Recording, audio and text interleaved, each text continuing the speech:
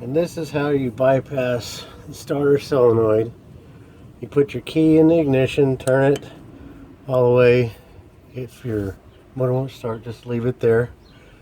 Take the positive side of your solenoid and then touch it to this neutral bypass switch input and hold it down until your truck starts. And then remove it.